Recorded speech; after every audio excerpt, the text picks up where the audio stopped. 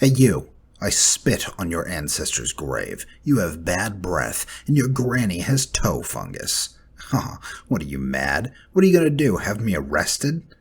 Oh shit! FBI, open up!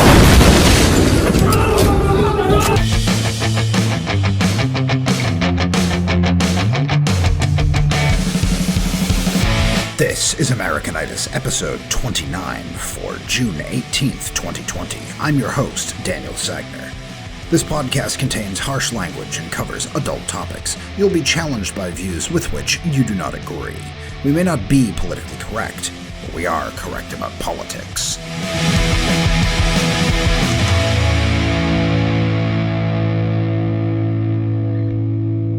British police said Sunday they arrested a 12-year-old boy after an English Premier League player shared images of racist messages he had received via social media.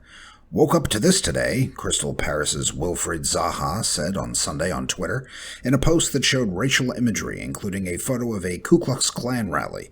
His post also showed taunts such as, "You better not score tomorrow, you black expletive."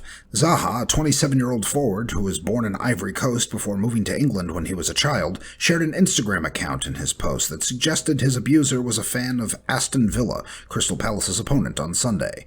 Before the match, Aston Villa said in a statement, "We despise the disgusting racist messages sent to Zaha. We condemn all forms of racial discrimination and stand with Crystal Palace. We are working with the police to investigate this extremely serious matter, and when the culprit is identified, AVFC will issue a lifetime ban." Police said the 12-year-old was a resident of the West Midlands town of Solihull. "Racism won't be tolerated," they declared. To be clear at the outset, I'm obviously against harassment of any kind. Sending racist messages to people is stupid and harmful. But let's break this down to concretes. A 12-year-old decided to send messages on Instagram at a footballer. I looked at the tweet Zaha posted, and it's pretty basic stuff.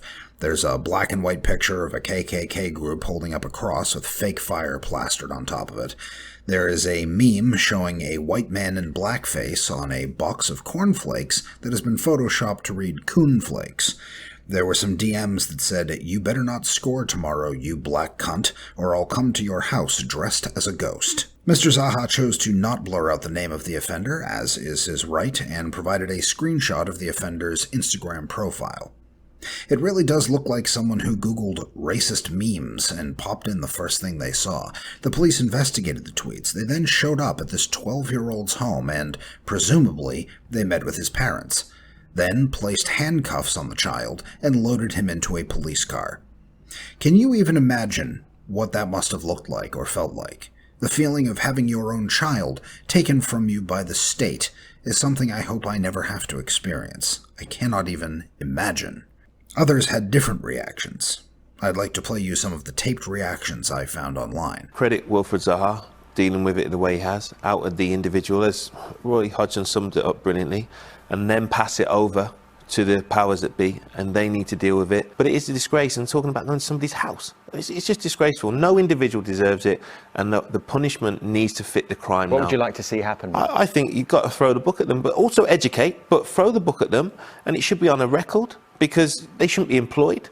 They should be outed, so there needs to be a very, very harsh punishment. Is it a problem for the companies as well involved, Jamie? You, someone who uses Instagram, do you not think there should be a better policing so this kind of thing can't happen, and these individuals can't hide in the way that they seem to be able to? It's too easy to set it up. Listen, I've had abuse on social media. I'm sure we all have at one stage or another.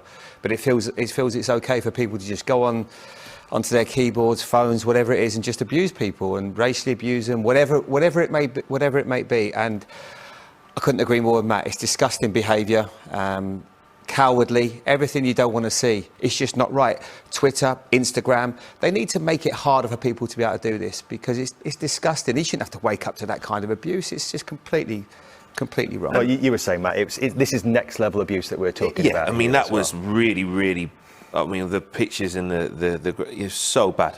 You know, I couldn't believe it. That wasn't just a few words. That was really thought out. It was calculated. It was horrible. But there will be people out there who know who's behind this account. And that's what you call upon those people as well to say, even anonymously, tip off who it is, and they can't hide, because that is the only way it will stop. People think they can hide behind it. It needs to be, but it was so bad. I'd like to remind you at this point that the perpetrator here is 12 years old.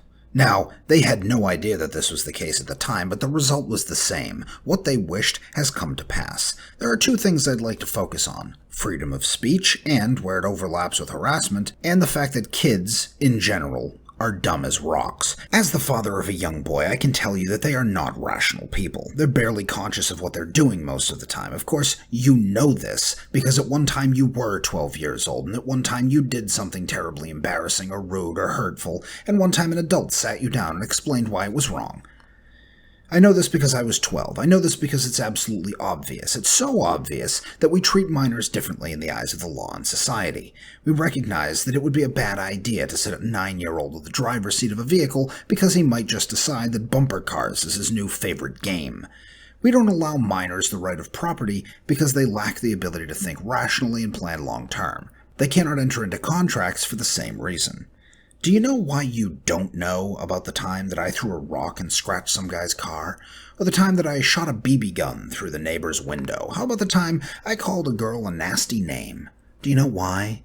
Because the internet didn't exist, and because cancel mobs weren't a thing. Also, because my parents forced me to apologize to that girl in person, and that humiliation was good for me. Shame can be powerful, but only if the person feeling the shame knows that they were wrong. You must explain to a child that what they did was wrong in terms that they can understand. Do you think that you can drive critical race theory and intersectionality and systemic racism into a child's mind? I said they're dumb, but they're not that dumb. That's a bunch of garbage words to them. And to anybody else. You need to take a child by the hand and show them the hurt that they have caused. Get them to relate pain of their own to the pain that they have caused. In this case, once they realize that it was wrong, they should go and apologize in person. Given how this case was handled, what do you think this child was taught? Well, he's been taught that he has enormous power. He can just click a button and make a big-time footballer really mad. Hell, the police got involved. He got so much attention around the world. I doubt this young child is a racist. I'll tell you what I think is happening. He's just looking at the culture around him and doing the most offensive thing he can think of. If he were in Germany during World War II, he would have called the guy a Jew lover. If he were in the 16th century, he would have called him a fornicator. It sounds like the behavior of a 12-year-old boy to me. When it's not fart jokes, it's shock humor. Think of the most offensive thing you can say and scream it at the top of your lungs. What I'm saying is that you must leave room for children to mess up because they will. You do not place the same expectations on them because you cannot. And you must deal with children as children, not load them into paddy wagons and ensure they'll never be employed because they sent a racist meme. Now, onto the freedom of speech issue. At least in the US, we still give lip service to the First Amendment. They do not enjoy the same protections across the pond, clearly. The only thing I can see that the police should be investigating is whether, quote, "I'll show up at your house dressed as a ghost," unquote, is a credible threat. Really, the only leg they have to stand on is harassment. However, by their own statement, this is not what the police were worried about. See the quote above, quote, "Racism won't be tolerated," unquote. I do not tolerate racism, but I'm not a nation, and I don't have the legal use of force behind me. I can tell you what to do, what to think, and you can tell me to pound sand. When the state says that a certain viewpoint, no matter how reviled, will not be tolerated, they are saying that they get to decide what kind of thoughts are okay, and which are not, and that they will back it up with a gun. The hardest people to defend are always the ones with which you disagree.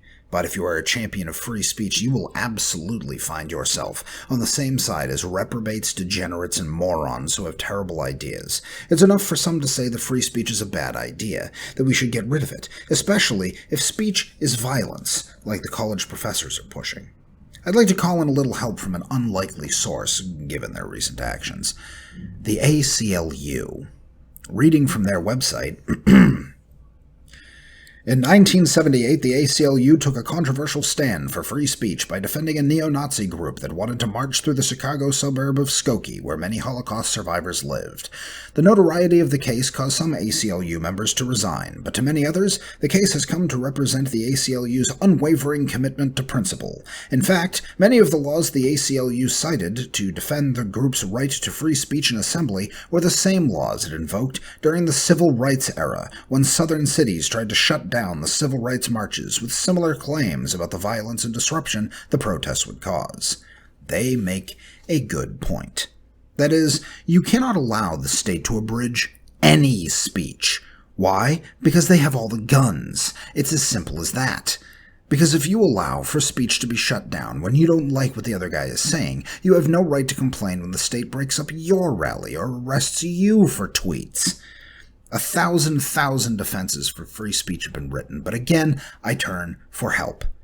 Ayn Rand writes the following: "Since knowledge, thinking, and rational action are properties of the individual, since the choice to exercise his rational faculty or not depends on the individual, man's survival requires that those who think be free of the interference of those who don't.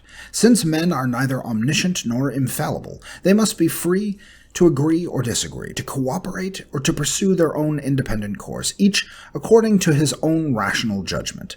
Freedom is the fundamental requirement of man's mind." We must have absolute freedom of speech because we must have absolute freedom of thought. Man is the rational animal. If you take speech away, you take away thinking. If you take away thinking, you take away rationality. If you take away rationality from the rational animal, well, then you just have an animal. Hi there. I know not a lot of people listen to this podcast, but I figured I'd try. We have a missing woman. Her name is Hannah Sherman. There is no H at the end of Hannah.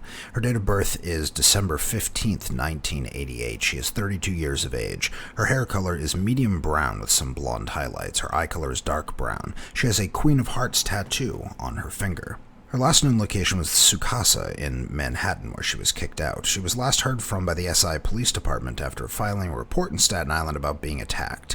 She has not been heard from since. She lived in an apartment in Brooklyn, New York.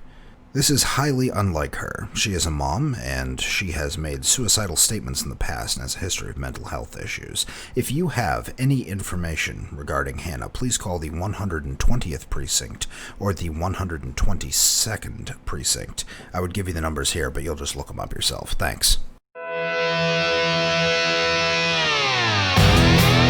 Got a topic or feedback? The podcast is at Americanitis Tech. You can also follow me at Dan Sagner. My last name is spelled Sierra Alpha Golf November Echo Romeo. Please subscribe via Apple Podcasts or Google Podcasts if podcasts are your thing. I'm also on YouTube, so remember to annihilate that subscribe button. Patronize us at patreon.com/techside. Show notes are at techside.net/Americanitis. Theme music by Eddie. Thank you all for listening. Later days.